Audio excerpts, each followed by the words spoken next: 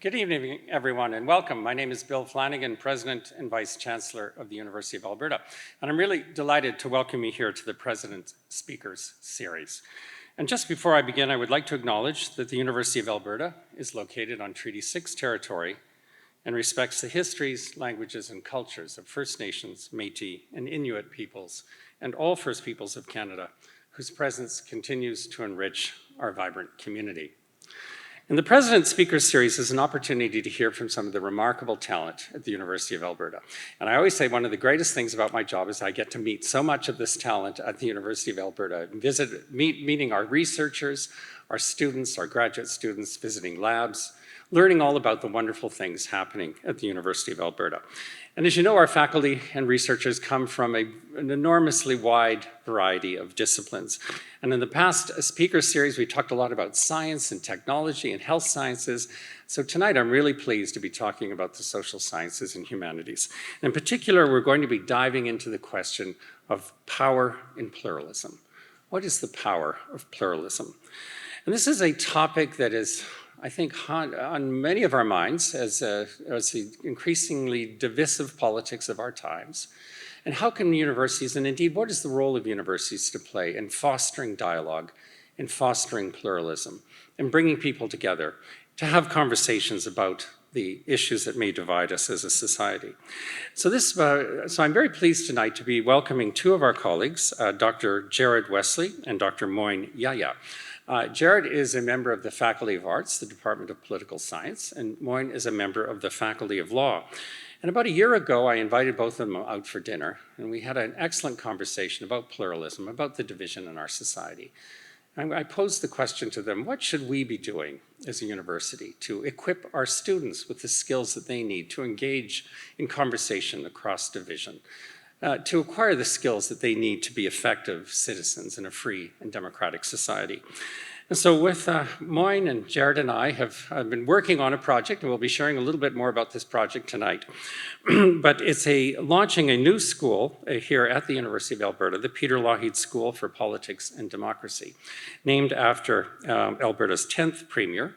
And as we all know, Premier Lougheed was also a very proud graduate of the University of Alberta. So we'll be launching a school about politics and democracy, about trying to address the question of what do universities owe democracy, and as democracy becomes under increasing stress, as we see in our time. So we'll be talking a little bit more tonight about the school and the leadership that Moin and Jared are bringing to this school.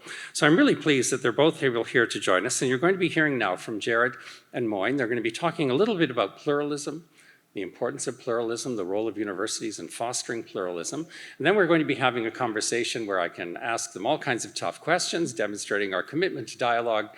And we'll also be talking a little bit about this new school for politics and democracy at the University of Alberta.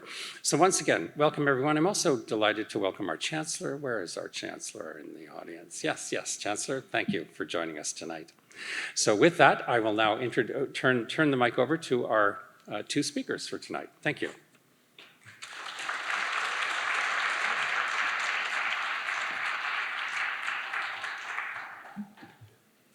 Thank you, President Flanagan. There's a tradition at the United States Supreme Court today that goes back to the Chief Justice of the United States in the late 1800s called Melville Fuller. And the tradition is that the judges, when they start their conference, they everybody shakes everybody's hand. And they do this also when they go up to the podium, to the bench to hear oral argument. And it was Chief Justice Fuller's way of reminding the judges that notwithstanding that the judges may have disagreements amongst themselves, come from various disparate viewpoints, that they're in a common cause and they share a common mission, which is namely to render justice through their judgments and through their decisions. And I like that. I like that tradition because that, in a way, is the tradition of universities, or at least should be, in my mind. And coming from the Faculty of Law, I get to toot my own horn here for a bit. As lawyers, we, notwithstanding that we have differences of opinion amongst ourselves, we do have a common mission, namely to serve our clients and to see that the job gets done, regardless of which side of the political, social, religious, or any other part of division or aisle that we are coming from. I think about some of the famous lawyers in history. Thurgood Marshall. Thurgood Marshall was the first black US Supreme Court justice. He was the lawyer that argued Brown versus Board of Education. He was the lawyer that desegregated the schools in the United States. It took him 26 years to do that. He started case by case going up against segregated schools in the South, but eventually he made it. He was a man who had an ability to convince. He could go into the Deep South and represent a black defendant accused of a capital eligible crime, which wasn't just death, it wasn't just murder in those days. It could have been any number of crimes. And so it was very common for African Americans or black Americans to be accused of these crimes. And his mission was to do a trial in front of a jury, all white jury, as it was back in the day. And then he would go to Washington, D.C. and argue at the Supreme Court. And he would win at the Supreme Court, and he would win in these Southern courtrooms. Eventually, the folks down south got wind of the fact that here's a man who's very convincing. He's very charming, he's very eloquent, and he knows the law. And so he became a danger, and he became a threat. And so when he would show up in town, instead of going after the defendant, they actually went after him. They would threaten his life. He would sleep in a different bed every night. There's a famous incident where they tried to ram, his car off the road and basically kill him. And so the power of his words is what threatened them, not the fact that he was, a black lawyer. It was the fact that he was a very good lawyer. Now, most of us, or many of us, or some of us know that story, or know that Thurgood Marshall was. But here's the interesting twist. Before he went to the Supreme Court, President Lyndon Johnson appointed him as his Solicitor General. And Solicitor General is the top lawyer in the United States government, which meant that as the Solicitor General, he now had to argue cases at the Supreme Court on behalf of the United States government. Now, I think all of us know from the movies or from TV, if you don't know it from actual law, something called the Miranda warning. And the Miranda warning is, you have the right to remain silent, you have the right to an attorney. We've seen this in all the TV shows. That warning comes from a United States Supreme Court case called Miranda versus Arizona. Now, what had happened was Ernesto Miranda was arrested, and he was not read his Miranda rights. They weren't there at the time. He wasn't given any warning. He wasn't given a lawyer, and he ended up arguing at the Supreme Court that he should have been warned.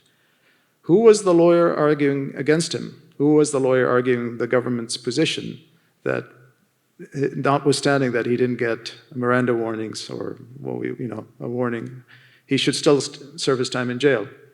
Thurgood Marshall. And so that's the essence of, for us lawyers, that's the essence of us as lawyers. We serve the client. We don't, we have our own views, but we can serve the client no matter who the client is. But I think it speaks to a larger question about what do we want in society? Yes, we want people to have their viewpoints, but we also want to be able to live in a society where we can disagree, we can discuss in a civilized, in a normal manner without compromising our views, but also without getting upset and siloed and living in bubbles, this group here and that group there.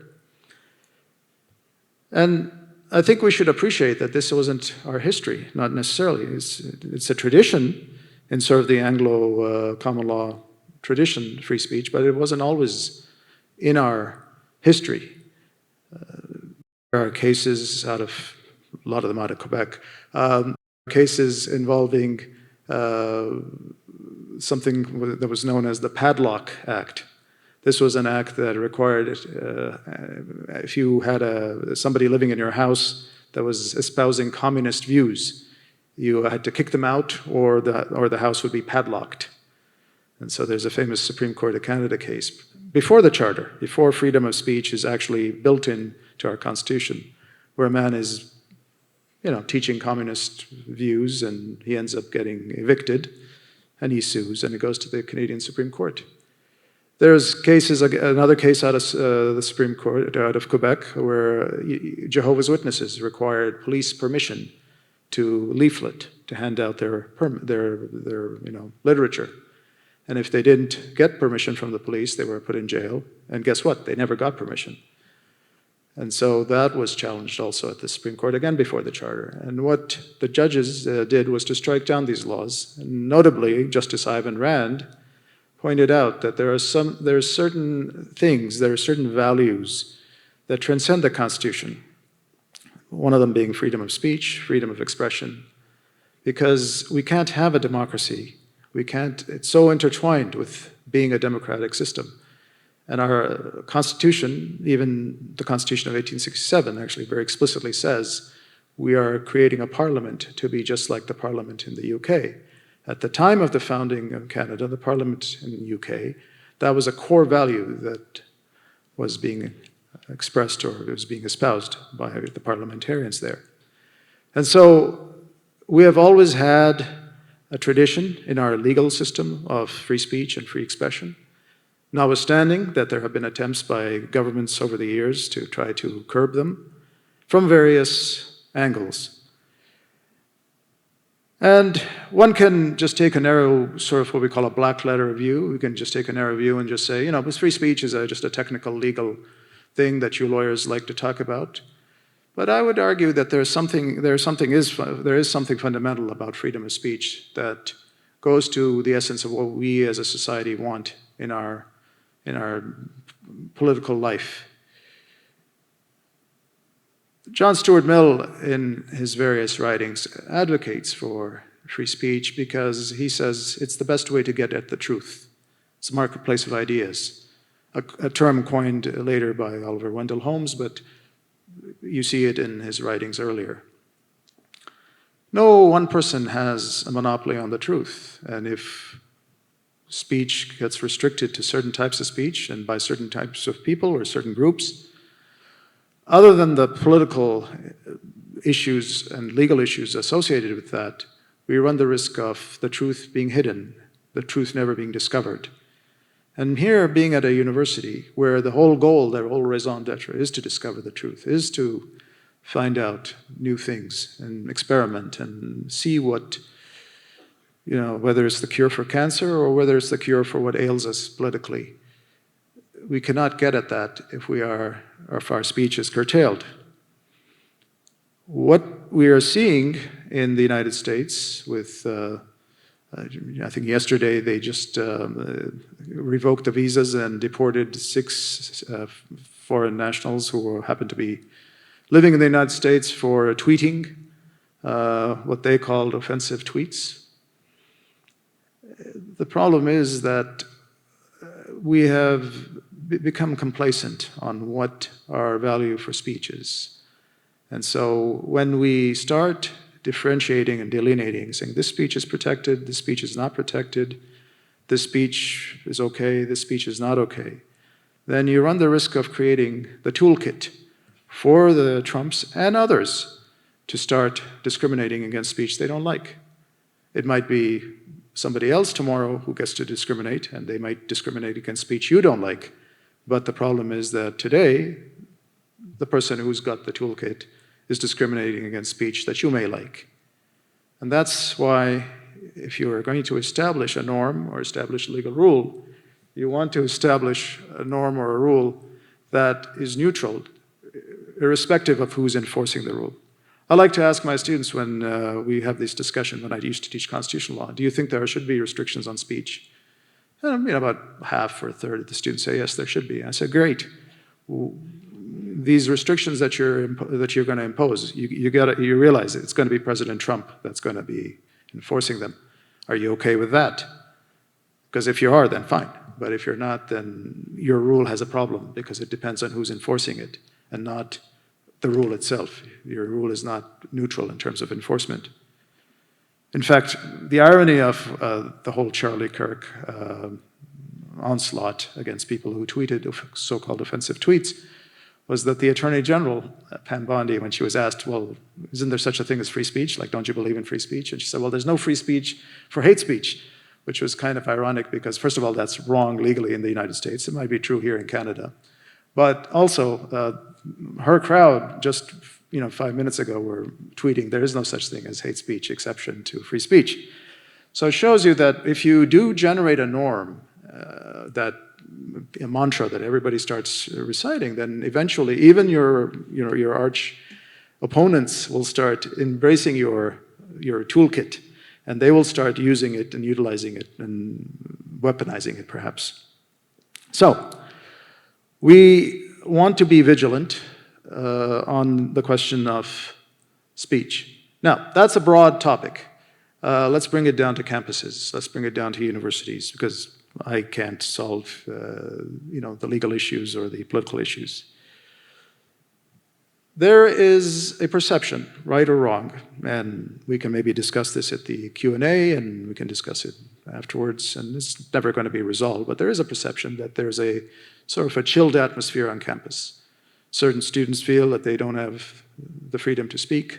Certain faculty don't feel the freedom to speak. And the irony is, if you speak to students from both political sides of the aisle, they'll say, it's us. We're the ones who don't have the freedom to speak. Same thing with the faculty. So there is something institutional that has kind of beset our higher education institutions over the past 10, 15, 20 years that seems to have created this chill. And that's not good. That's not good because it stifles discovery, it stifles creativity, but it also kind of destroys the whole reason for being in a university. If professors think to themselves, I don't need to get in trouble, I'm just going to do some boring research that's not going to offend anybody. If a student thinks, well, look, I'm just here for a degree, I just need to be here for a few years, and I just keep my head down and move on, then yeah, you will exit with a degree. It's very instrumental, it's very mercenary, if you want to use that term, but it's not very fun, and it was not very enlightening, and more importantly, it's not a lasting experience. You're not going to walk out of here and saying, U of A or University of Alberta was my fun time for me in my 20s. You're just going to say, yeah, I got a degree. And you know what? At that point, it doesn't really matter if it's the University of Alberta or Grant MacEwan or any other vocational institution. The university now becomes just another technical school. And if that's the case, then we fall into the sort of trap of being just yet another vocational institution that has no sort of higher mission other than to generate what I call plumbers, right? People who are just coming in and out, no offense to plumbers, but you're just coming in and you're learning a trade and a vocation, then you're moving out. There's nothing wrong with that, but I thought the whole point of coming to university was something else, something higher than that, regardless of what your major is. Secondly, the political reality is that if this happens, then we're not isolated. Our funding comes from the government, it comes from students, it comes from donors.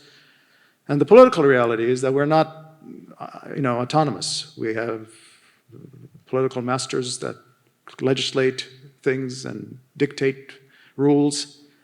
And so at the end of the day, if universities and the University of Alberta specifically don't innovate and don't go back to the original mission of what higher education was about, we run the risk of course, political backlash. And so that's one of the reasons why we, and by we I mean President Flanagan, who called upon myself and Professor Wesley to look into not, we can deal with the question of speech in many ways. We can go to the code of student behavior, but we want to do something where we create a culture of discussion, a culture of debate, a culture of students engaging one another and not being afraid and being able to express views. And so I think when we have the discussion, we'll talk more about how we're thinking about doing this. But that overview is kind of why we at the University of Alberta have decided to go in this route. And Professor Wesley will expand a bit upon some of the political aspects of this, and I'll call upon Jared to come up and continue the discussion.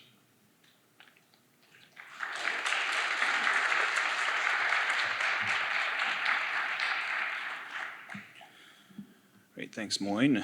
Thank you, President Flanagan, for inviting both of us to share the stage tonight to talk a little bit about the role of universities in democracy. Tonight I'm going to talk a little bit about pluralism, populism, and the university, and how universities might better preserve democracy in this time of strain. Universities are often positioned on the front lines of the struggle to preserve democracy. They're among the first institutions to face attacks from those who would seek to shift our politics away from democratic norms. These days, there's no shortage of autocrats bent on consolidating their power, and many do so on the pretense of speaking on behalf of the people against corrupt elites. Among others, this nefarious establishment that's spoken about includes scholars, many of whom face intimidation and censure for asking questions and publicizing findings that are inconvenient to governments of the day. We often label these politicians populists, a term that captures their own presumption of speaking on behalf of the real people. Their victims are what many people call pluralists, people committed to the free flow of ideas among various groups in society. We often talk as though pluralism and populism are opposites. Indeed, the dichotomy is driving much of the polarization that we see in Alberta and Canada today. But tonight I'd like to suggest an alternative perspective, that both populism and pluralism are vital parts of a healthy democracy. The trick is balance. I'm going to suggest that pluralism gives democracy its discipline, rules, norms, and institutions that help diverse people share a common life. Populism gives democracy its impulse, the energy and drive to keep power accountable to ordinary people. Our universities, I argue, have a special role in keeping those forces in productive tension with one another, not simply by amplifying pluralism's pursuit of ideas and diversity, but by ensuring that the truth we seek remains grounded in the public interest. So let's start with the context. Around the world, including here in Canada, we're seeing worrying signs of democratic backsliding.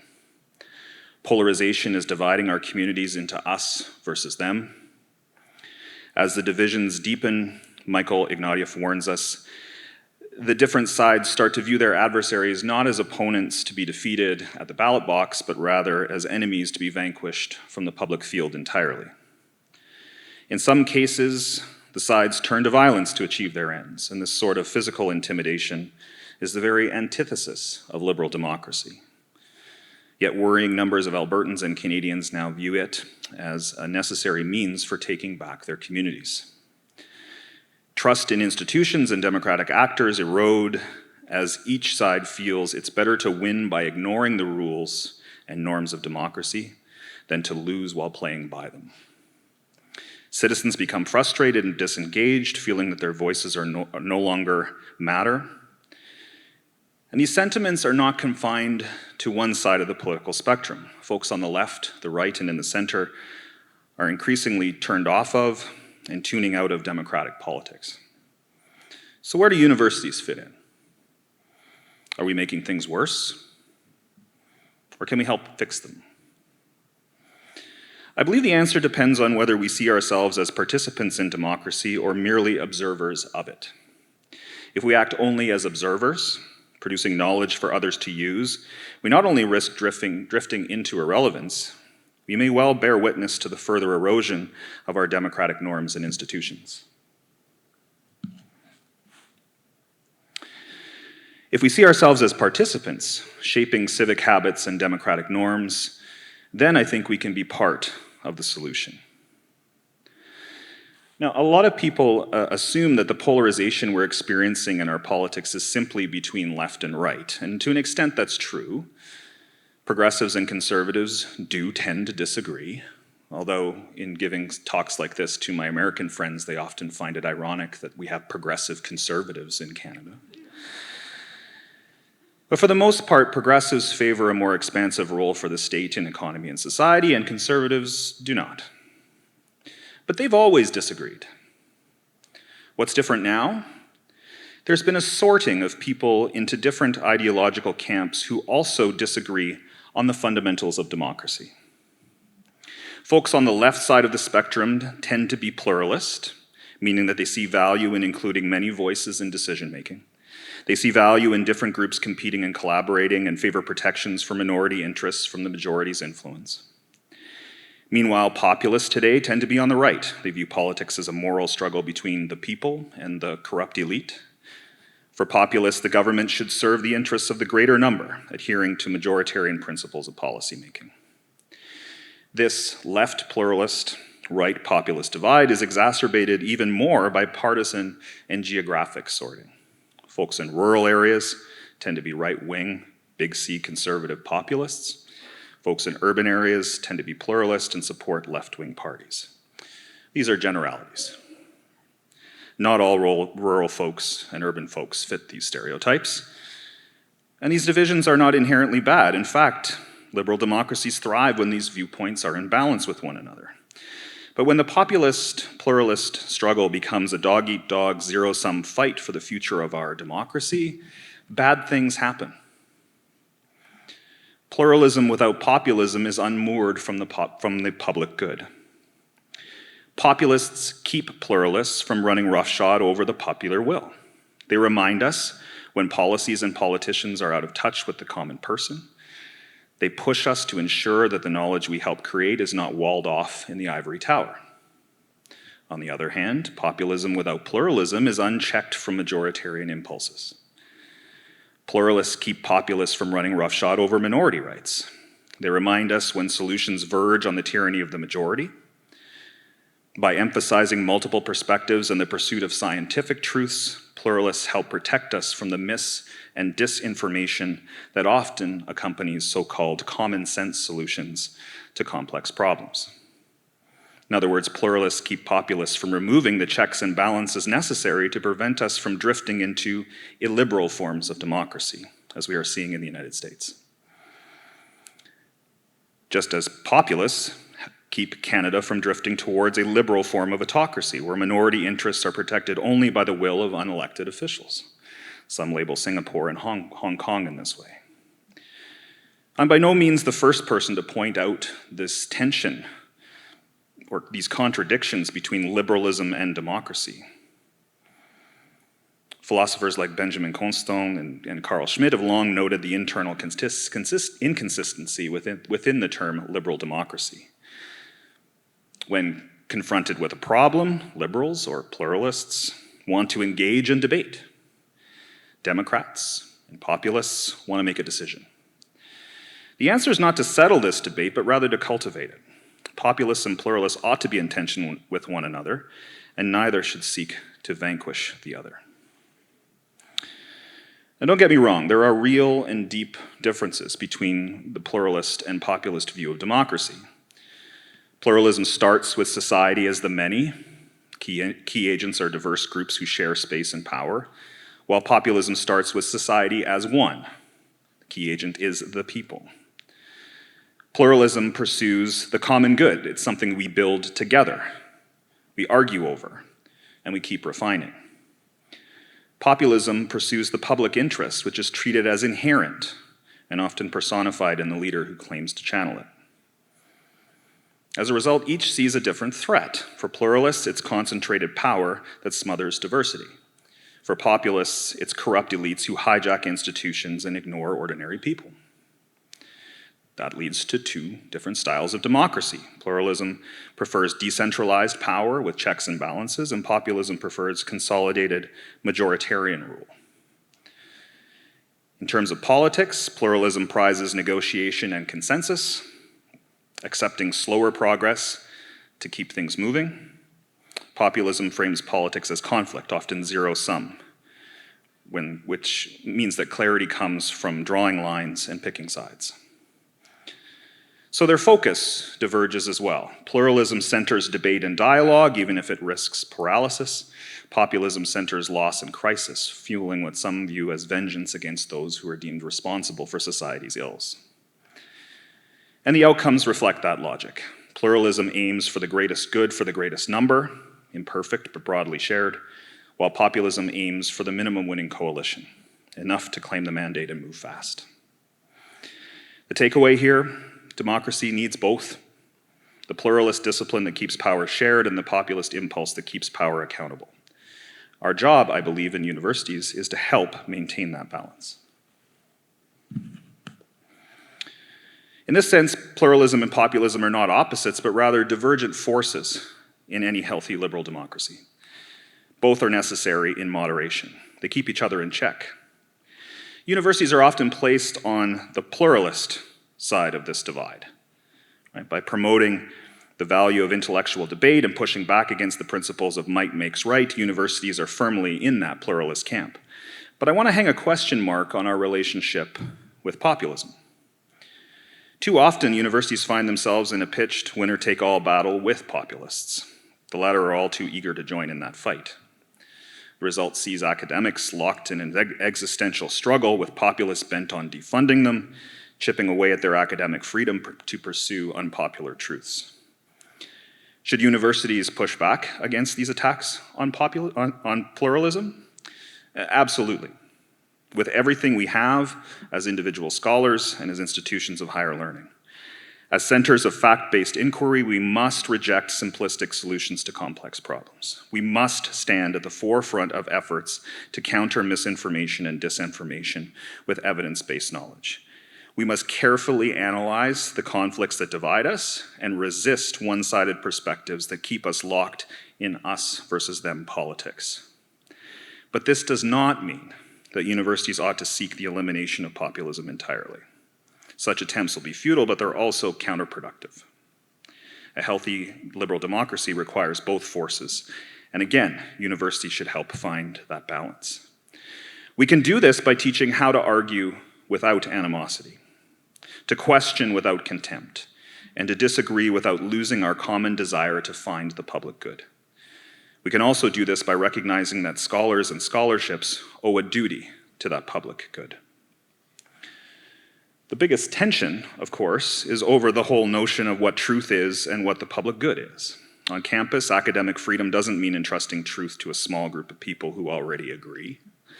It means quite the opposite, entrusting the pursuit of truth to a community that disagrees, constantly, vehemently, but respectfully, with itself and with others. When disagreement is structured and protected, knowledge grows. That's the pluralist heart of the university, not consensus, but contestation. We advance truth by refining arguments, testing claims, and staying open to correction. When universities model that kind of disciplined disagreement, they strengthen democracy itself. At the same time, the complex and inconvenient answers often conflict with the simple common sense solutions prized by populist policymakers. Again, the two are in tension. So what role should the university play? The answer is not to withdraw into neutrality. It's not to take sides in every political battle either. Our task is to balance our pursuit of pluralism with a healthy respect for populism. That means championing pluralism when populism goes too far, reminding people that minorities count and that complex problems need complex thinking. And it means respecting populism when pluralism drifts, reminding ourselves that expertise must remain accountable, accessible, and useful to the broader public.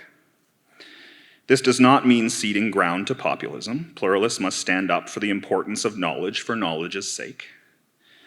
This does not mean making peace with populists either, but it does mean reconsidering the notion that we're actually at war with them in the first place. If we can embody this balance on campus, we can seed it in society. So let's bring this down to earth. What would it look like? On campus, pluralism looks like creating classrooms where disagreement is expected, anticipated, and guided, not avoided or pushed aside. Teaching students to steelman opposing views, to understand through others the best version of an argument before refuting it. And this means listening, genuinely hearing before responding. It means protecting academic freedom while fostering the mutual obligation to listen and engage. On campus, Populism means practicing real collegial governance, students, staff, and faculty sharing in decision-making. It means translating our research for the public, co-producing knowledge with communities, and inviting critique from the outside. In society, it means pairing the pursuit of truth with the cultivation of civic license, working with communities to generate and mobilize knowledge to improve the lives of their members. It means showing that universities serve everyone, not just the privileged few that walk our halls. When we make our work relevant and accessible, we help rebuild trust in democratic institutions. Now, lest there be any confusion, I want to be clear on what I'm not saying here tonight. I'm not saying that all scholarship needs to be relevant, particularly to the government of the day. The pursuit of knowledge is a windy path, and some of the greatest discoveries have come unexpectedly from the process of inquiry itself. The principles of academic freedom dictate that scholars, not universities, not governments, should have the liberty, indeed the obligation, to pursue truths without pressure from establishment forces. I guess you could call us populists. This said, when discoveries are made, it's up to scholars and the university to mobilize those to the outside world. I'm also not saying that pluralists are the only ones who need to act to resolve the polarization we see in democracy today. Populists have every bit as much work to do, and they need to learn about the value of pluralism. Unfortunately, those teachings are unlikely to resonate when spoken from a university lectern or a sharply written letter or op-ed. This means pluralists must find new ways of speaking across the chasm, and populists must be willing to listen. And that's the spirit behind the Peter Lougheed School of Politics and Democracy. It's an initiative in the College of Social Sciences and Humanities that aims to reconnect learning, leadership, and public service. The school isn't just about studying politics, it's about doing democracy, developing leaders for the public good, not just training people for careers. Blending pluralist practices, like rigorous dialogue and evidence building, with populist responsiveness, accessibility, and community engagement. It means building bridges between campus and community so that knowledge moves both ways. This is our way of putting democratic principles into practice, igniting understanding across political divisions, finding new ways of confronting complex challenges together, uniting communities of practice and change, and helping restore a healthy respect for pluralism and its role in democracy. As the school's namesake, Peter Lougheed, believed, universities should develop leaders for the public good, not just credential its graduates. And that's the heart of this project. It's about means and ends. The end is a healthy democracy, one capable of disagreement without destruction. The means are excellence, inquiry, and institutional pluralism, governance that protects dissent and insists on listening. We don't need universities and scholars to pick sides in the fight with populists any more than we want citizens to do so. We need them to stand their ground and find common ground to promote that public good. If our graduates leave here able to argue hard, listen well, and work across difference, then we've done our part to improve our democratic future. Thank you, and I look forward to the conversation that follows tonight.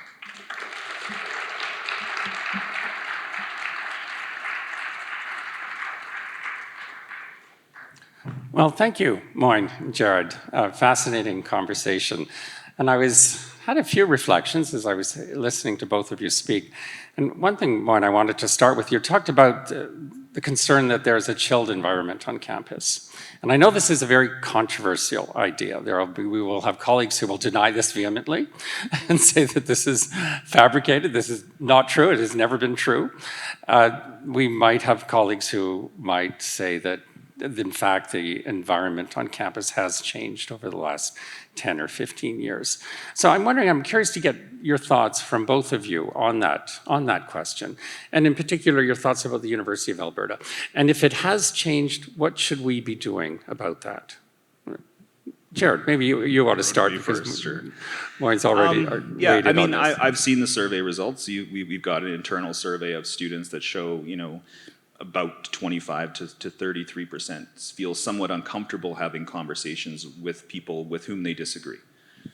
The challenge is we don't know why that is, right? So some folks may say it's because they feel politically persecuted, okay.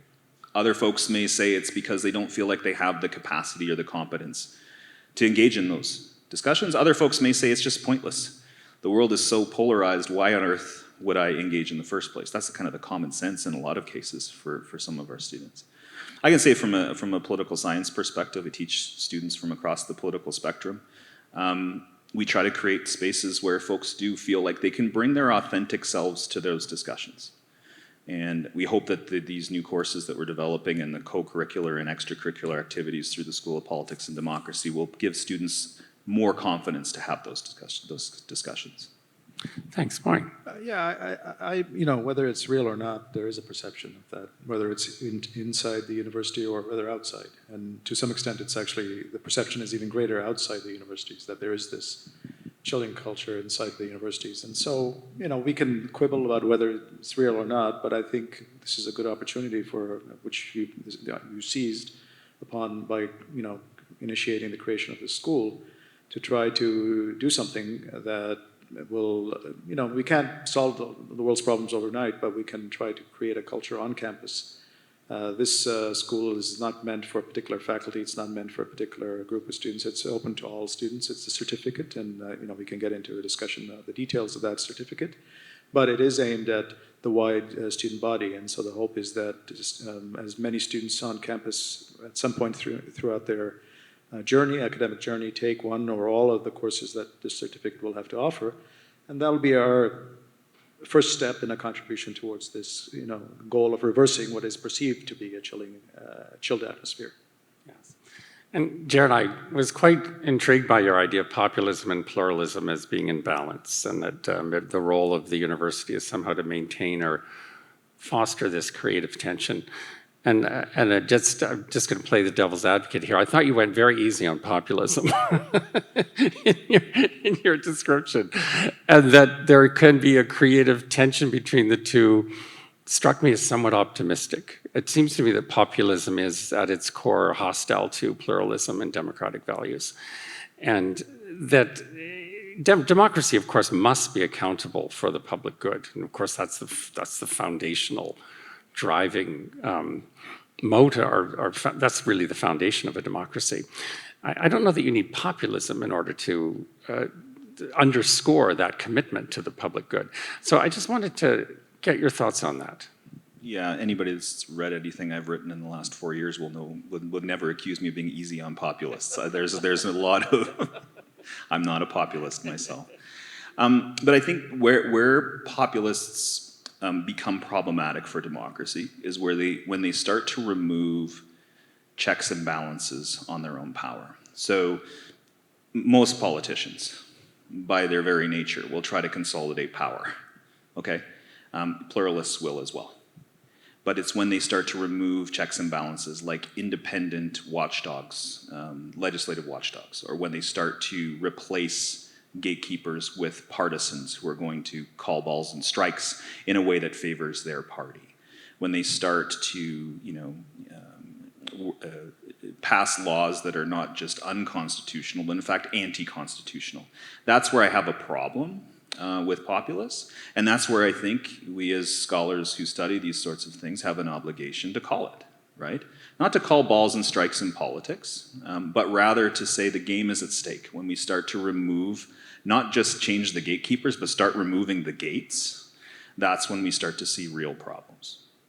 Yes, and I think we see some of this gate removal happening in the United States, particularly with respect to universities and the compact that President Trump has recently proposed that MIT decided last week. The president said she would not agree to that it was fundamentally at odds with the mission of the university and academic freedom and the pursuit of truth and the pursuit of excellence. So I'm curious to get your comments on what's happening in the US, which is being very much driven by populism. And do you see similar pressures or tensions in Canada? And I may make reference to Bill 18 there. The province about a year ago had proposed to intervene in supervising federal funding of research in universities. Now, ultimately, the province decided not to go there and exempted universities, but I think that was also an example of perhaps a populist desire to exercise influence over the type of research that is happening in universities. And those barriers, those gateways starting to fall. So I'm curious to get your comments both on what you see happening in the US, what lessons are there for us in Canada, and what advice would you have for a university president? Here's your moment.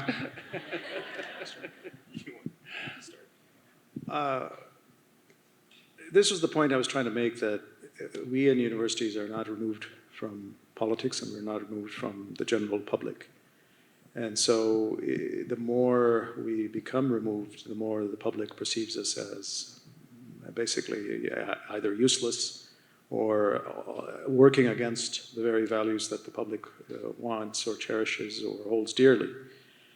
And so populism, in that sense, is a way that a neglected group in society, and President Nixon back in the day called it the silent majority. It's not just a small group, it can be a huge group.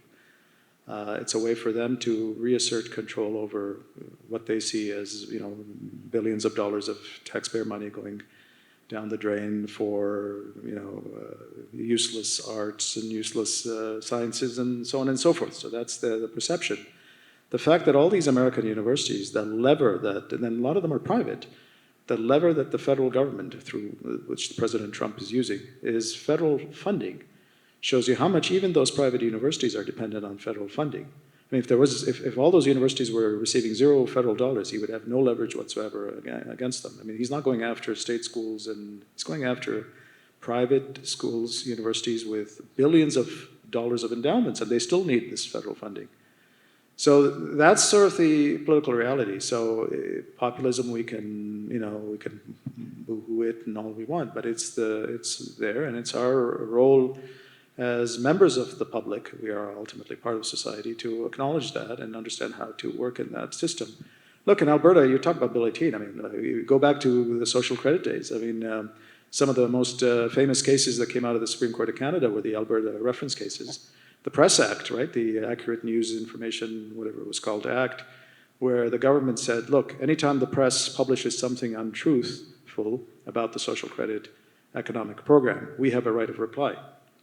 Now today we would call that, that's kind of what we're doing in some ways with balancing the news and accusing, we don't want news that's too skewed, but that's what the government of Alberta was doing, because they perceived the Edmonton Journal mostly to be out of touch with the popular will of the people. And it was the Supreme Court of Canada that struck many of those bills down.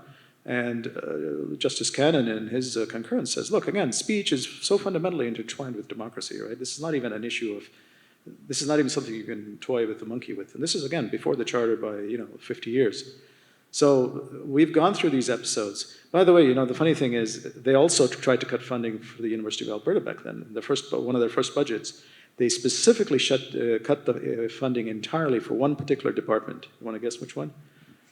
Economics, yeah. Because it was the economists who were calling out, it was like this social credit stuff is nuts. A plus B doesn't equal C. Like, I don't know where, right? So. Yeah, I would say you asked for advice as a university president. I mean, we're not going to go into the full Mintz report tonight, but what was interesting to me in Jack Mintz's report to government about the future of post-secondaries is that he laid down the gauntlet and said universities need to show their public impact. And I don't think that means we need to do anything differently. I think we just need to tell our stories better. There's lots of great public scholarship going on at this university, and we are contributing in many ways to not just communities in this province, but across the world. So I think that's just a new challenge for us. To your broader question about what can we learn from the United States, look at the libertarians. Okay, so for the last generation, the conservative movement in the United States, and to an extent here in Alberta, has been an amalgam of libertarians, folks that don't want government in their lives whatsoever, social conservatives who want government in everyone's lives in a way. This is an uneasy alliance there, along with economic conservatives and a few others folks. The folks they're losing patience with the populists turned honestly fascists in the Trump regime, the folks that are losing patience with them most quickly are the libertarians. So you're starting to see folks like Ted Cruz, you're starting to see folks like Rand Paul, turn on the president. And I think it's interesting to watch those libertarians say, you're pushing it too far. We have checks and balances on the concentration of power for a reason, and you're no longer speaking for the people. So that's the pivot point I'm looking for in the United States right now. And so I'm curious now to chat a bit about our new School for Politics and Democracy. And if you might talk a little bit about what has inspired this school and what are we trying to achieve with this school. And we've also put together an advisory board of retired politicians that reflect a commitment to pluralism. And one thing I might say is that the foundational commitment of the school is to pluralism, much as you described in your talk. Certainly not populism. and so I guess my question to you, Jared, would also be, does the school reflect the need for that balance that you were talking about between populism and pluralism? I mean, for me, again, going back to my earlier point, we are a university that was founded for the public good. That's in the DNA of the University of Alberta, one of the first institutions founded by the newly minted Legislative Assembly of Alberta. And so this is something that is just, it's in our DNA at the University of Alberta, that we are a university for the public good. And and you'd also mentioned the power of the research that we do. And you know, this is something that university presidents are told all the time, we need to do a better job of telling our story. Well, I have to tell you, the University of Alberta publishes literally thousands of stories every year about the impact of the University of Alberta. And it is extraordinary. But I have to tell you, I'm not sure, I think our challenges are deeper than just telling a better story. Because the challenges, in particular, the declining faith in institutions that we see in society, particularly the declining faith in universities, which has been catastrophic in the US. If you look at like the most recent data, the decline in the perceived value of going to university, of completing a university degree, it's collapsing across society in the United States, even across the political spectrum. So that's a bit of a long question, but I'm wondering if you might sort of tie some of that in and also talk a little bit about what has inspired our new School for Politics and Democracy. Yeah, so I'd say the level of trust in academics and universities as institutions is still very high in Canada compared to what it is in the United States. So that's the good news, is we're starting from... We need to hang on to that. Yeah, that's right. Yeah, we are telling a lot of stories. I guess, and I've put this question to you and to members of the Board of Governors as well, it's can we make the University of Alberta and universities integral to Alberta's story, right? And this is about the cultural fabric that populists like to talk about a lot, right? What does it mean to be Albertan? What does it mean to pursue the Alberta dream, or whatever that might be? I think there's a case to be made that universities are integral to that story. I think we need to tell the stories a little bit differently in that way, right? And so, just to take a little bit of a tangent and promote our own research at Common Ground, right? One of my team in Department of Political Science, we've been touring around the province asking Albertans to do a very simple thing. We've asked them to draw us an Albertan. Folks in the audience can do that in their own head right now. I asked you just to simply draw an Albertan, the first thing that pops to your mind. For a lot of people, it's a middle-aged white guy working in a blue-collar job living in a rural area, right? And I've challenged the Board of Governors and leadership of the university to ask themselves, why is one of the images that in people's minds, why are they not wearing a U of A sweatshirt? Right? It's not that typical Albertan that we pictured has an animosity towards universities. I don't think that that's the case. I just don't think that it pops to mind for them as part of the core DNA of this province. There are stories that can be told that capture that. And I think the Peter Lougheed School of Politics and Democracy is a way to do that. I mean, one of the most respected politicians in our province's history, Peter Lougheed, spoke to the people in that way and spoke eloquently about the role of post-secondary education in cultivating the leaders of tomorrow. Not just captains of industry, but also thought leaders, right?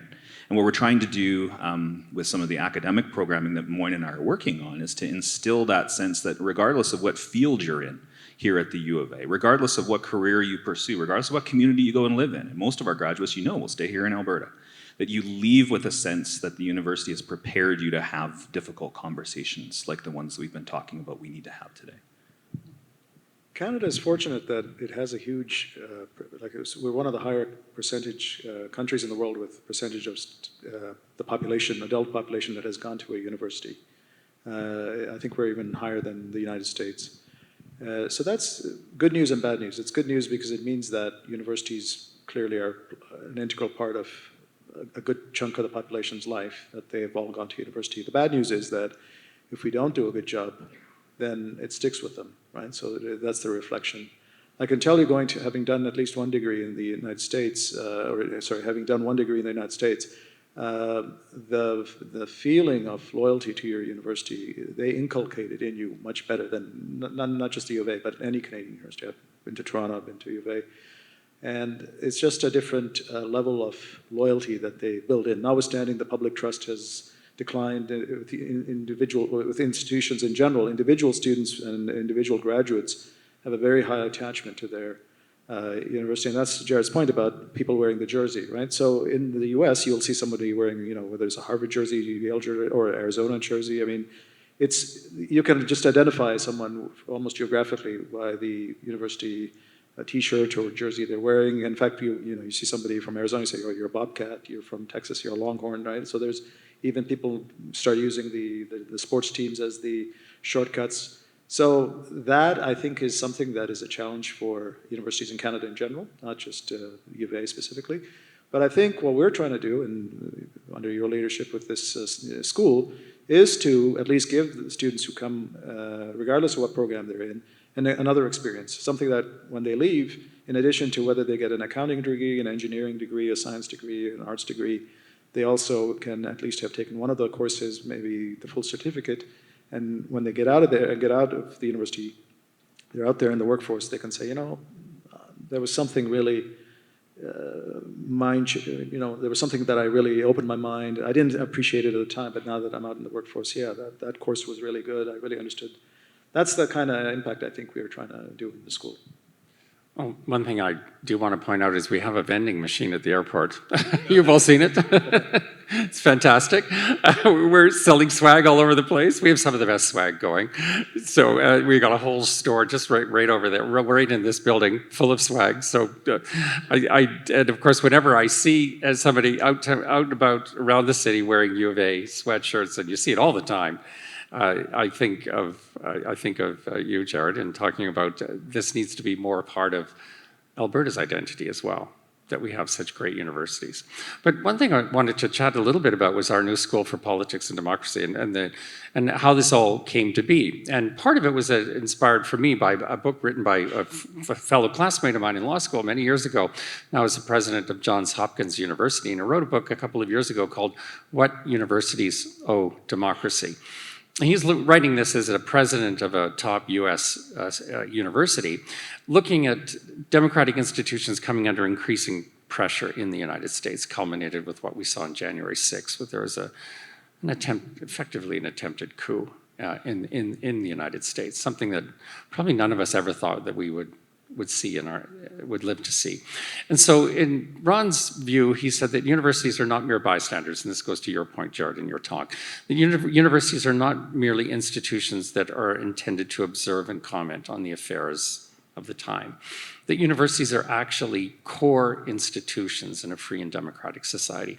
And Jared, you had made this point that when autocrats come for democratic institutions, they always begin with universities, recognizing both their importance and and that they are a fundamental pillar of a free and democratic society. So universities are not, Ron writes in his book that universities are not mere bystanders as democratic institutions come under increasing stress. That universities have a positive obligation to defend and advance democracy, not only through research and publications, but through what programs and educational opportunities they offer their students. So I read this book and I was quite inspired by it, and I thought, well, what obligation do we have as a university to our students, to the people of Alberta, to the people of Canada, to make the case for democracy against the populist tide that might that may threaten these democratic institutions. And one thing that we've seen in the United States is that these democratic institutions are inherently fragile. This is not something, again, that we're sort of accustomed to thinking post-war, democracy. I mean, it just seemed to be a story of success, and democracy was spreading increasingly around the world. It seemed unstoppable. It seemed inevitable. But of course, we now know that that is not the case, that democratic institutions are inherently fragile by their very nature, by the way in which they embrace division and pluralism. They guarantee a certain level of instability. That's sort of part of the nature of a democratic institution. Yet, if it goes too far, the democratic institution itself can become eroded. And we're seeing this, I think, to a remarkable degree in the United States, particularly the impact that this is having on US universities, which we're all watching with just shock. And it's hard to believe what you see in the attacks on the universities in the United States. So coming back to what is our role as a university? So this is when I invited Moin and Jared out for dinner about a year ago. And I gave them both a copy of a bronze book, What Universities Owe Democracy. And I posed to them the question, what do we owe democracy as a university? What can we do as a university? And in particular, what can we do to foster an understanding and a respect and commitment to democracy among our students? And so I said to Moin and Jared, well, why don't we develop a program for our students that is intended to, in part, be our response as a university to what universities owe democracy. And this gave rise to the Peter Lougheed School for Politics and Democracy, which is an undergraduate program that will be launching the first course in January. This is an undergraduate program that's available to any student at the University of Alberta who's interested in taking it. So one thing right immediately behind the vision of this is we didn't want to develop a degree program that would only be available to a small subset of students. We want the student in education, in engineering, in chemistry, and whatever, in the fine arts, whatever a student might be taking. A student who's also curious about democracy and learning more about politics and democracy isn't going to do a degree in politics and isn't probably going to go to law school, but nonetheless wants to be an informed citizen and cares about learning about how democracy functions in Canada and how they can be an effective citizen in a free and democratic society. So I think there is interest among our student population for this. I think there's a real thirst for this. And I think going to your point, Moin's point earlier, about a sense of a chilled environment on campus, to what extent can we very deliberately and thoughtfully say this is going to be a space for those difficult conversations, for those conversations that you might think in other contexts are too controversial, or you don't want to raise these points because there's a chilled environment in the classroom. So how can we do that as a university and to create that environment? So that was my challenge to Moin and Jared. And I'm a law professor, so I really wanted law to also be part of this story. Because as lawyers will tell you, legal institutions are also foundational to a free and democratic society, absolutely foundational. When autocrats come for democratic institutions, they first begin with universities and then they immediately turn to the courts. They turn to legal institutions. This is why Shakespeare said, if an autocrat wants to take over, first you begin with the lawyers. Because if you don't have lawyers in a free and democratic society, if lawyers are chilled, then democratic institutions will start to collapse. So lawyers are foundational. So this is why I wanted to bring a law professor and a professor in political science together. And so this is an interdisciplinary initiative housed within our College of Social Sciences and Humanities. And as you might recall, we built these colleges about 4 years ago with a specific mission to foster interdisciplinary teaching and research at the University of Alberta. Our previous faculty structure was not really conducive to building these kinds of collaborative programs. And one thing I know from having been a dean of a law school for many years, of the various faculties within a university, I think the Faculty of Law is most closely associated with its sovereign status within the university, and also a sense that law is to be held only for law students. But of course, the study of law is of interest to students across the university. So I thought, let's break out of that sovereign state mentality in law.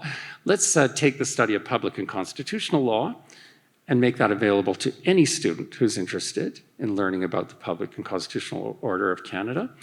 And likewise, in political science, instead of just courses for political science students, let's put together a program that is available to the student in education, the student in fine arts, the students who study chemistry, biology, or engineering. A student who wants to be an informed citizen isn't going to do a degree in politics, but reads the paper every day and cares about Canada and cares about Alberta and cares about democratic institutions. So that was my challenge to Moin and Jared when we met a year ago. So now I'm going to turn it over to you to say, because these are the two geniuses who have put together a program that the first course we will be launching in January of next year. An undergraduate certificate course composed of 4 courses, and you can talk a little bit about what those 4 courses are going to be delivered predominantly online, so it's going to be very available. Like, we envision literally thousands of students taking one or more of these courses, and a large number of them completing all 4 and earning a certificate, which means that when they graduate with their degree in chemistry or education or fine arts, they will also graduate with a certificate in politics and democracy from the Peter Lougheed School of Politics and Democracy. So that's just a little bit of an introduction, but I'm now going to throw it over to our co-academic directors to talk a little bit about the program and what we're trying to achieve with this program. Sure. Yes, and so Moin and I have a co-director role where it's our job to try to find and support units across campus that are interested in developing courses and in hosting these certificate programs. So the undergraduate certificate program that you mentioned is housed operationally under the College of Social Sciences and Humanities, but within the Faculty of Arts, and the courses that are part of that program, 3 of them are in arts and 1 of them is in law. The foundational courses there, the first one that we'll be launching in January is called Engaging Division, and Dr. Peter DeVos from the School of Public Health is our academic lead who's helping to develop that course with a team of folks from across campus, but also beyond campus to develop this course that will teach students how to get along with people they don't often agree with and folks that they don't often interact with. Right? And it's getting at that reticence among students to engage in difficult conversations. Other courses in the series include a Navigating Democracy course that looks not just here in Canada, but globally. What does it mean to be part of a democratic society? Moin will talk a little bit about the Navigating Law course. And then the certificate ends with a capstone group-based, cohort-based model where students will work with mentors from the community, with instructors from across the university, to hack a particularly difficult policy problem, right, in real time throughout the semester, and then do a solution pitch at a public event featuring a panel of esteemed judges. That's the undergraduate program. The graduate program is aimed not at students that are here at the U of A, but at professionals who are out there living professional lives and working during the day that need access to these kinds of learning. So we have a parallel set of courses, one on political acumen, one on policy leadership, another one on Indigenous engagement and partnership development. But it also culminates in that capstone process that I talked about earlier. But Moin, you might want to talk a little bit about the way that the law course is structured, because it shows really how we're trying to engage students to think differently about how they engage with one another. Yeah, the Faculty of Law already has a couple of courses that are aimed at non-law students. And they're taught various instructors, recorded lectures, a little bit about contract law, criminal law, constitutional law, and then there's a sort of a quiz or an exam at the end, typically a multiple choice or something like that. And that's a very traditional kind of course. But what this course, the one that's in the certificate, is trying to do is not necessarily trying to give a certain amount of knowledge. The knowledge is important, but rather how to use that knowledge to then engage in a meaningful discussion about the issues of the day. So this course will have various recordings by various professors on topics such as freedom of speech, freedom of religion, federalism, the criminal code, and so on and so forth. But the assignments and the evaluation is not, in fact, most of it is not written at all, and 90% of it is not written. It'll be consisting of having the students break out into groups, and then they'll be given a contentious issue. For example, this is just an example off the top of my head, given what's going on right now in Alberta, should Alberta secede, for example? So that's a question that's posed to the students. And the idea is for the students to take a yay position and a nay position, but engage using the materials they've, the lectures they've watched, some of the written materials that are on on the portal, and have them engage in a meaningful but thoughtful and respectful discussion.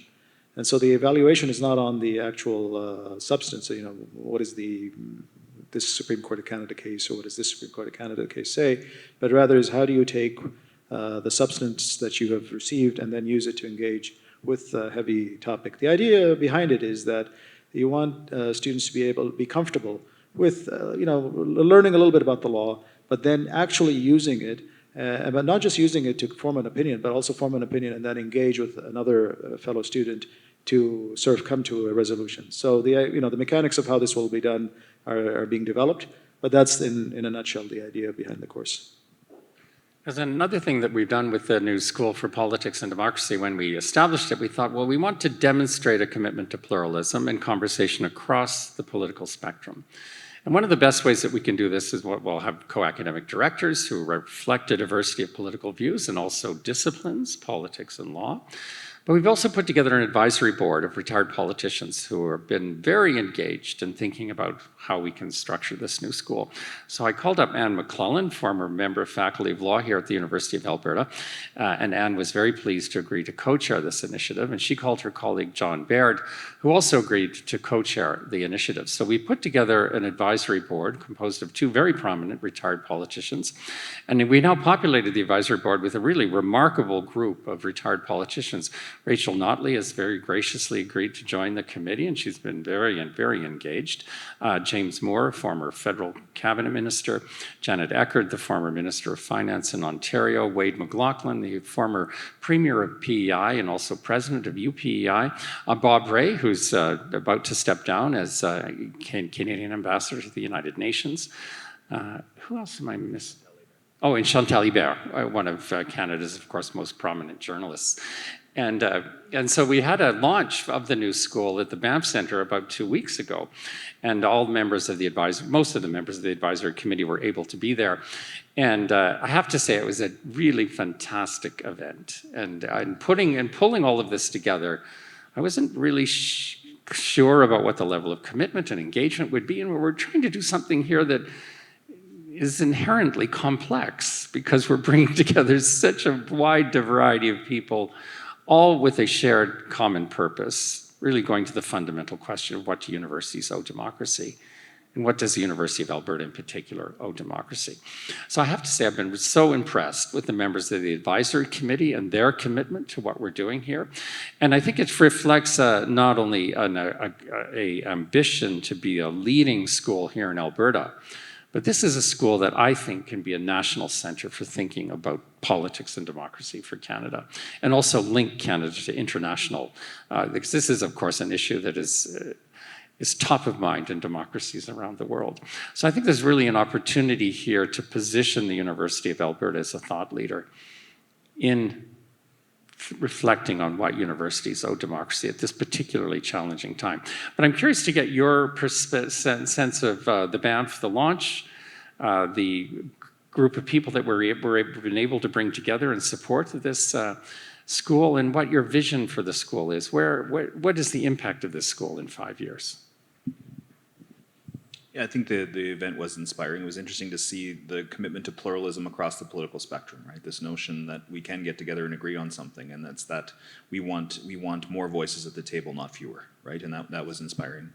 I think I'd love to see these two certificate programs grow to include courses from across campus, right? So the graduate certificate, for example, in policy leadership should have courses from health policy and education policy, and allow students to dabble in different policy areas. What also excites me too, beyond our work as the academic directors, is the co-curricular and extracurricular events, a dialogue series where we not just have speakers that come up one at a time or to have a one-on-one debate, but rather to bring folks together perhaps in repeated interactions with one another over the course of a semester to see if they can forge common ground among what seem to be pretty disparate positions to begin with. So that's the exciting part for me, is that we model the type of conversation that we'd like to see in the world.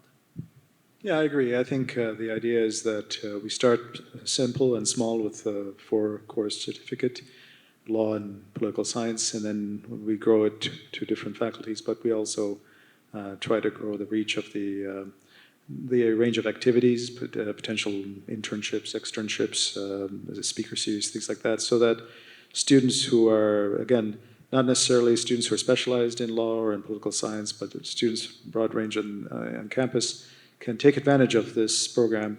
And maybe they take one course, maybe they take all 4 courses, maybe they take the graduate certificate later.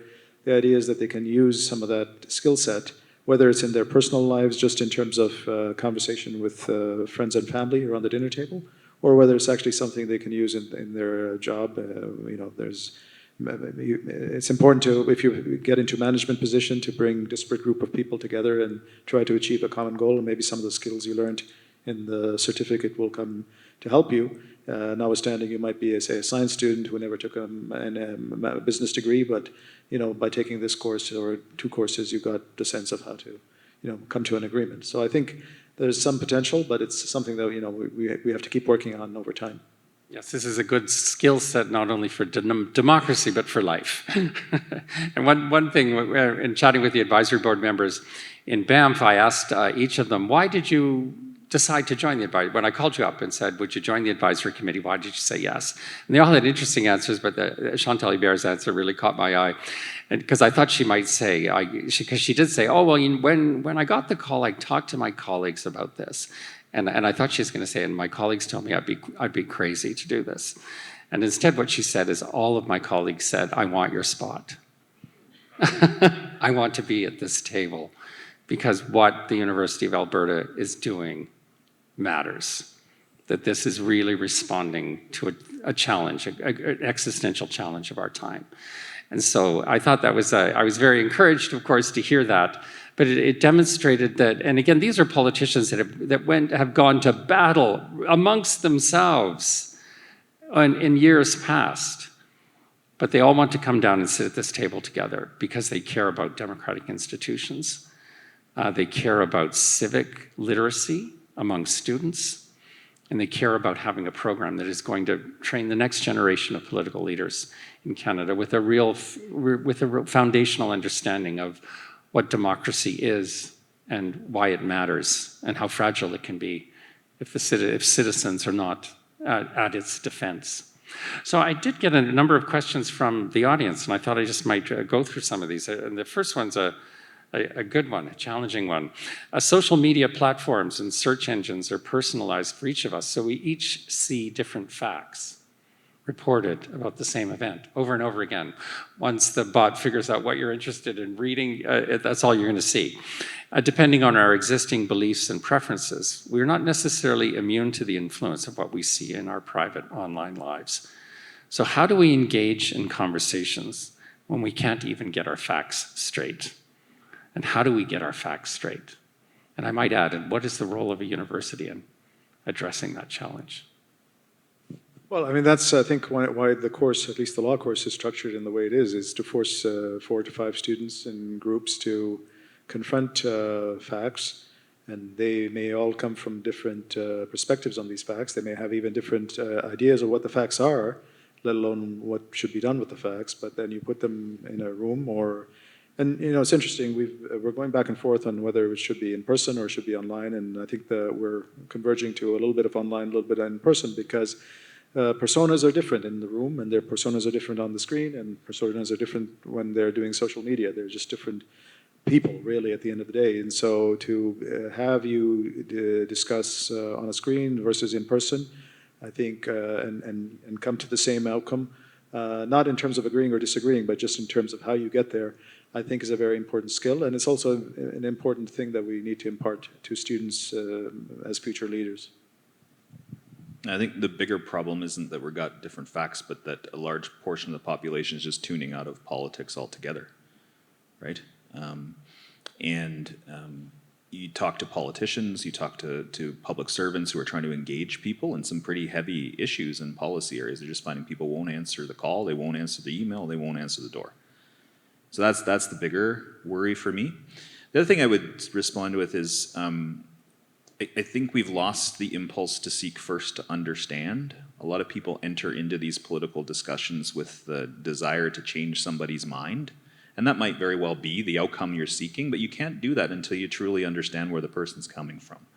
And so part of the engaging division course that we're developing teaches students skills in what's called deep canvassing, using stories, right? That you would tell to somebody, that they would tell to you, to better understand the perspective and how somebody came to be at the position that they feel on this particular issue. And so, yeah, we can. I mean, Tim Caulfield has spoken in the Chancellor Series last year about the disinformation environment that we live in, and universities do need to push back with real facts about those things. But there are other bigger issues I think we need to handle, and we're trying to do it through these courses. Yes, and this is what a colleague of mine calls epistemic humility. The idea being that, particularly, and I think this has been a trend among our colleagues and within universities, is to be so certain of our views, to veer into being dogmatic and ideological and not really listening and not really approaching complex problems with a certain level of humility that might say, well, I don't necessarily have all the answers.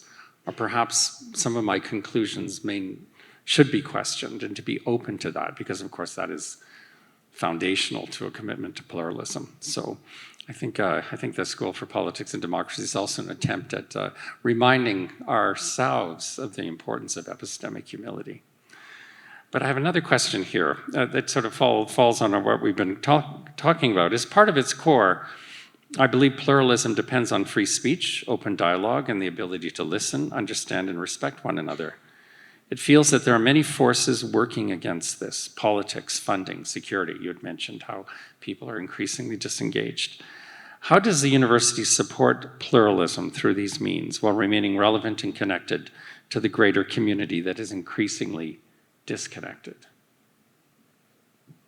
Well, I think you want the entire student body to come in and exit university feeling like they got something, not just of material value, just in a functional sense, oh, I got a degree and so I can get a job, but rather in the sense that the experience was a life-changing experience.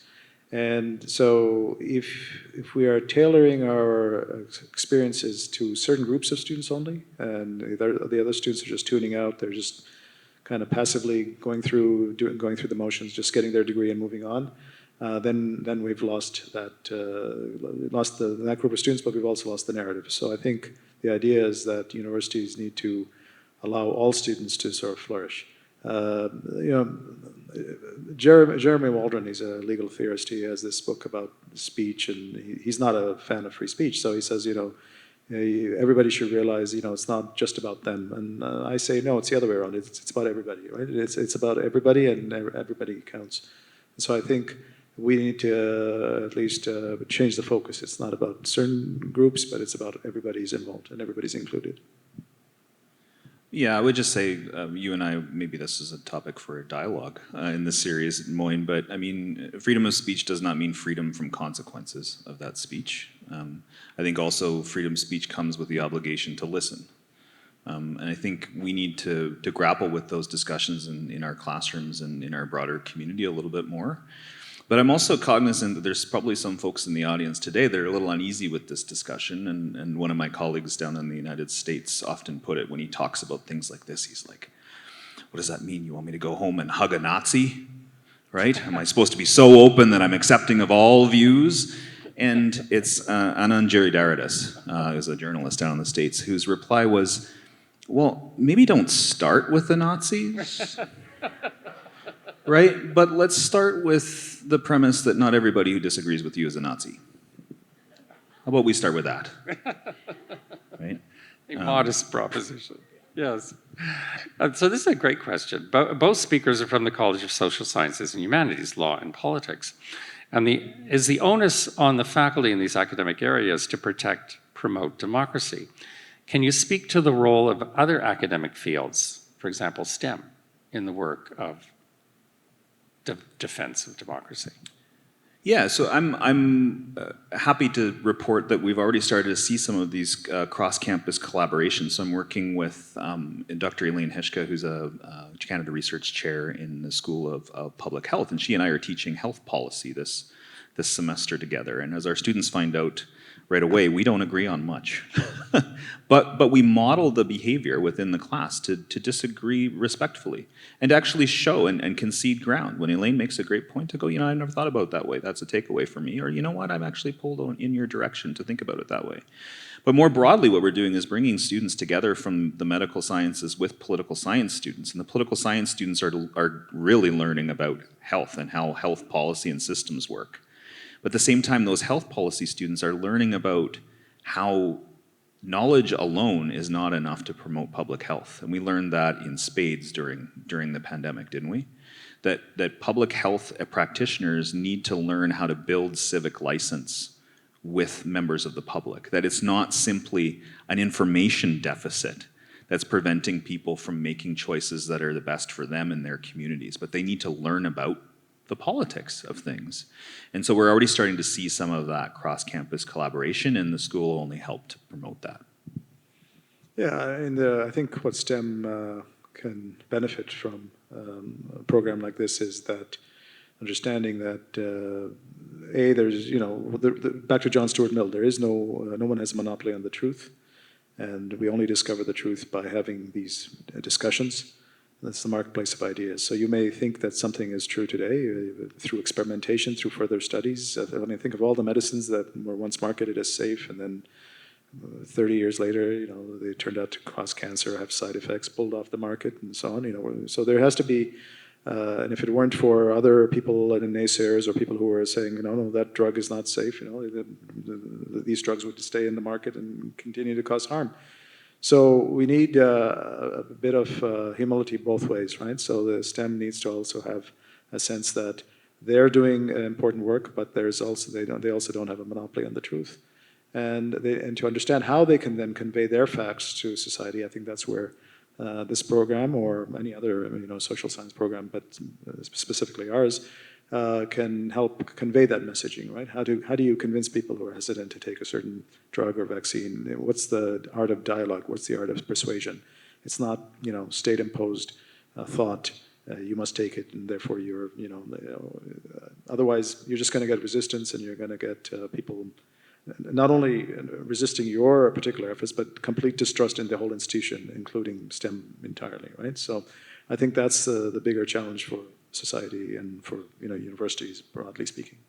And I think this is also part of what's inspired the creation of the colleges at the University of Alberta, the College of Social Sciences and Humanities we've talked about tonight, but also the College of Health Sciences and the College of Natural and Applied Science.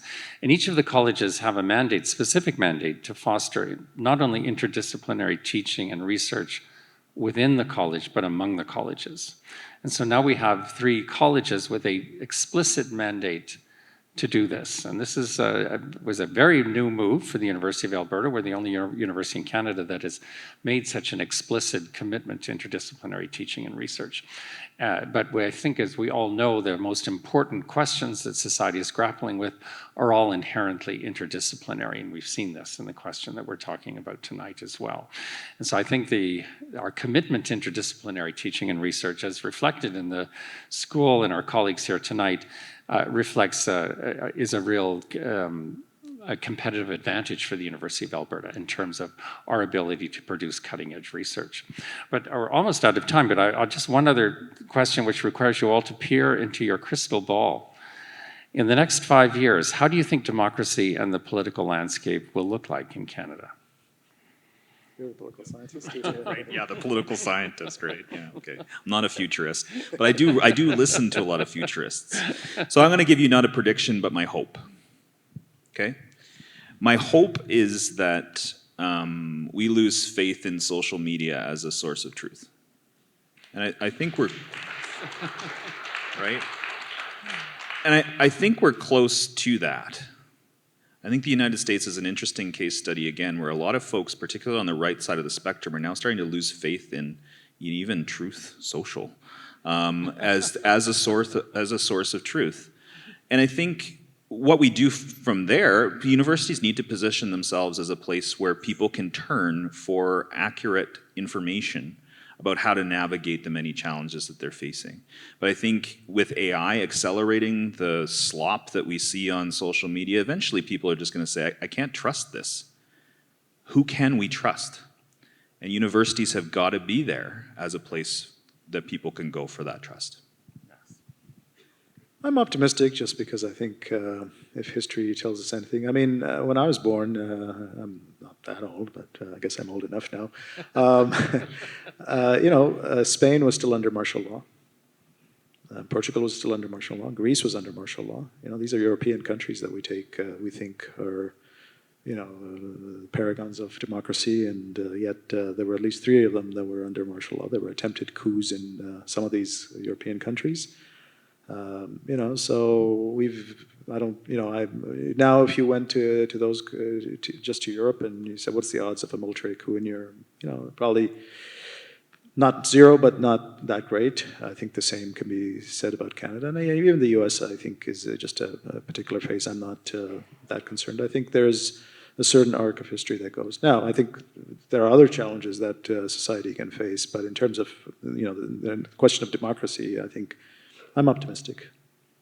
Well, I think that's an excellent note on which to end our conversation tonight. But thank you, Moin and Jared, for a very interesting conversation. I look really forward to continuing to work with you in support of this school. You'll be hearing more about this as the school develops and evolves. And we really want the school, a very big part of the school's mandate will be public outreach and public debates and lecture series and so forth. We really want to engage the broader public in this examination and defense of democracy. So with that, thank you all for being here at the President Speaker Series. We'll be doing this again sometime in the winter. I don't believe we set a date yet, but I look forward to welcoming you back, and thank you for your interest in the University of Alberta. And please join me in thanking our speakers for tonight.